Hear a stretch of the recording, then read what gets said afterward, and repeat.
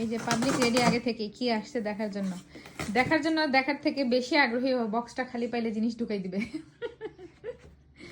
মূল প্রতীক্ষিত জিনিস চলে এসেছে। আর এই যে বললাম যে বক্স খালি পাইলে এই জিনিস রেখে দেয়, অলরেডি রেখে দিছে। এটা অনেক সুন্দর তাই না? দেখা যাক জিনিস কেমন। কেসি লাগবে না, পিসি চার্জার। আচ্ছা, এটা তো সাথে লাগানো লাগবে। এটা কি?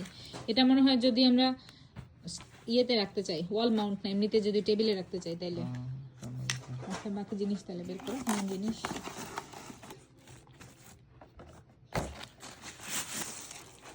পুরো ফটো ফ্রেমের মধ্যে তো লাগে দেখতে একদম, তাই না? এই যে সাথে ম্যানুয়ালটা এসেছে।